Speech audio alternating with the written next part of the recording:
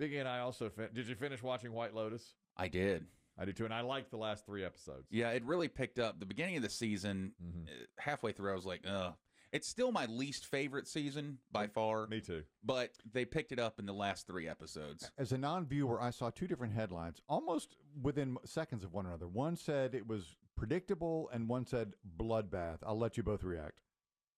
I think it was a bit predictable. I wouldn't call it a bloodbath. There were some deaths at the end, some shootings, at the end. I wouldn't call it predictable, right? You would, yeah, we knew because it starts with shootings. Yeah, but we didn't know who was going to be shot, if anyone, and there were several. I don't know. I wouldn't call it predictable. One part I kind of guessed and got right, but I wouldn't call the deaths predictable. Me neither.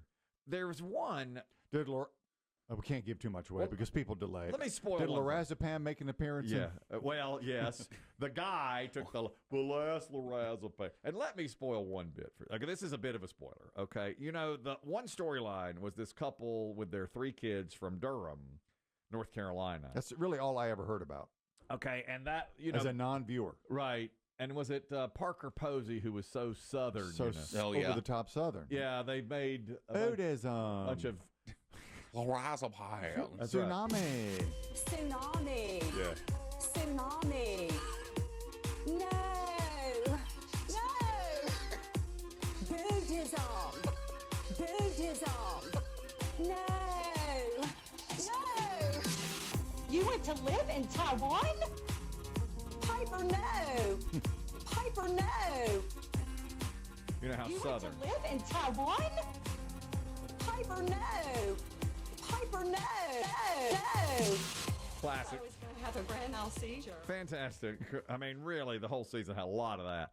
Well, this family from Durham, Duke University got mad because the guy, he's in a ton of trouble financially. And when he gets back, he's learned he's going to prison because of some business deal he did.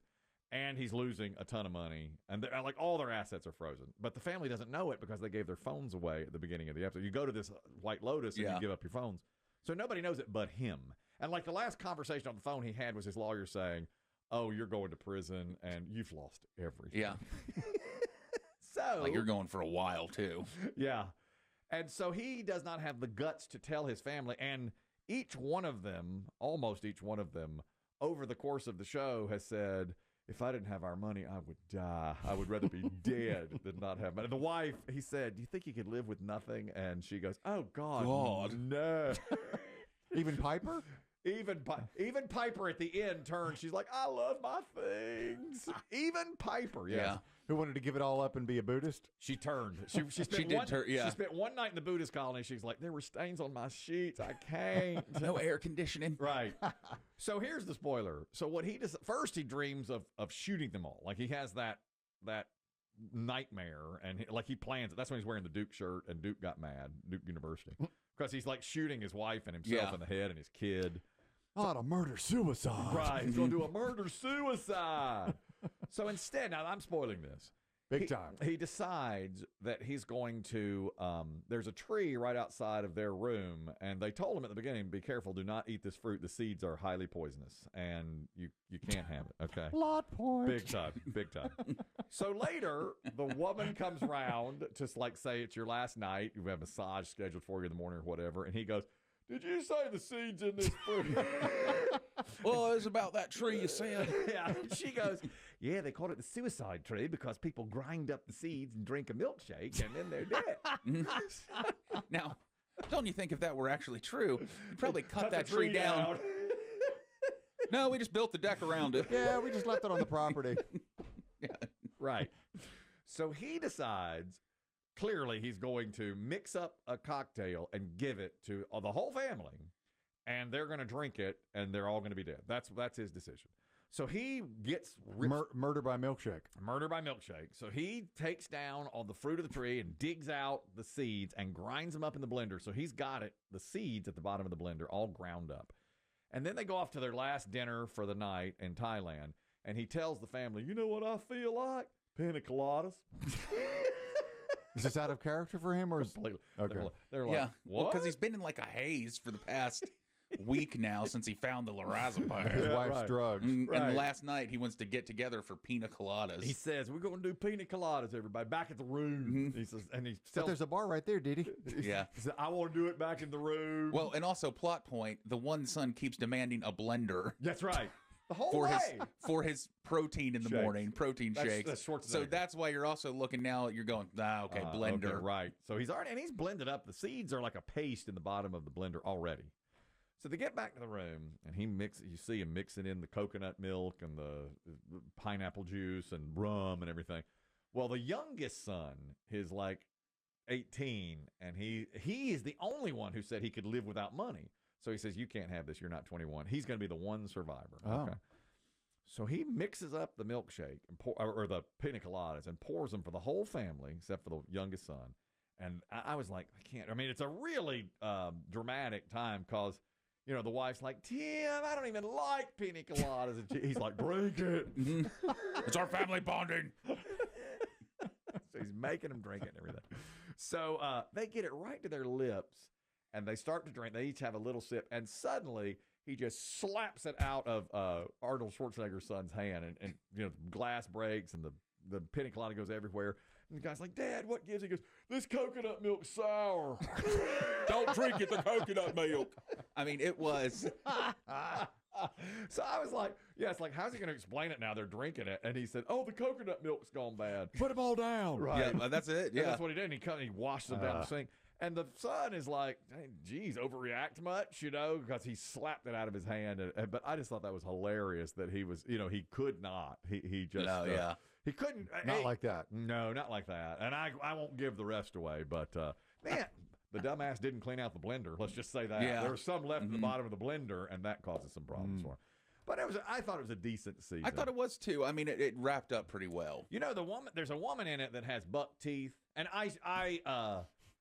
I just really bond with her because I at one time had buck teeth in my life and had to have 8 teeth pulled. I think I've seen her doing publicity for the last week or two or episodes of the show, Yeah. and they're glaringly bad British teeth. They are, but there's something about her. It turned me on. Maybe it's her great boobs. Something. It turned me on.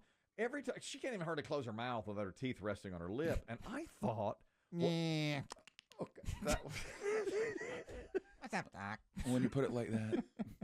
that was me as a 12-year-old. Bucky Beaver. Bucky Beaver. Remember my I'm surprised Bucky's, the gas station chain, hadn't sued her for infringing on their trademark beaver. That's what she.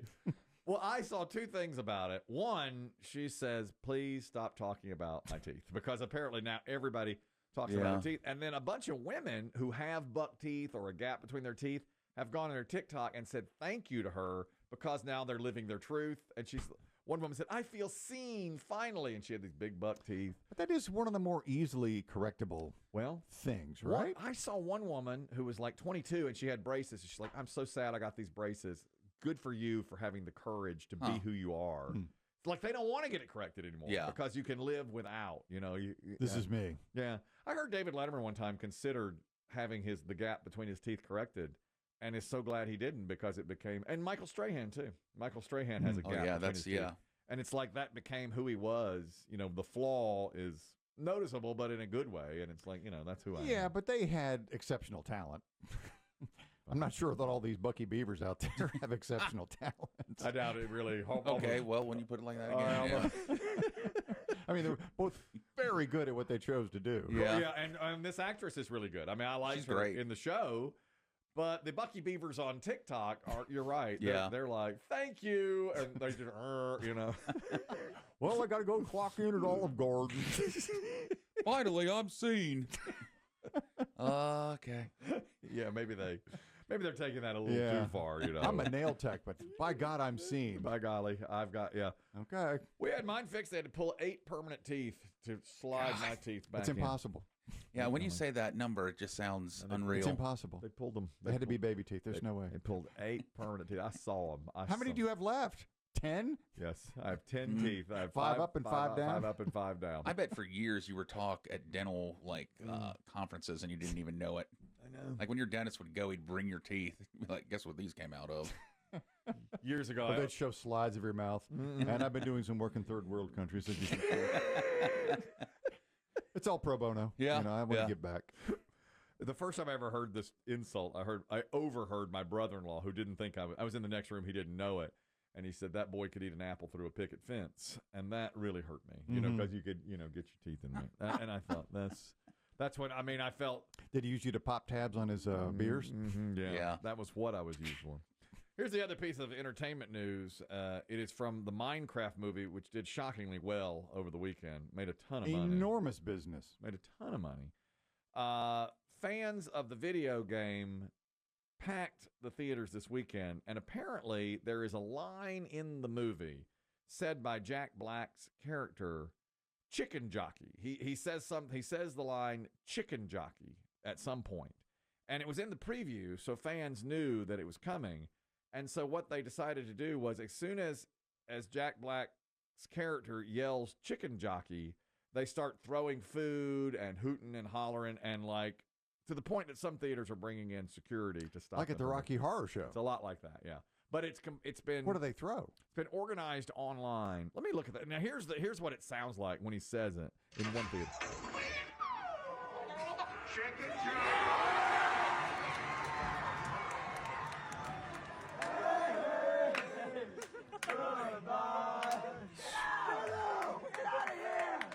They throw popcorn. They bring in food. They throw all sorts of different foods, apparently. Popcorn, at least you can clean up. Yep. And they also they've thrown hot dogs. They've thrown candy. They've thrown drinks.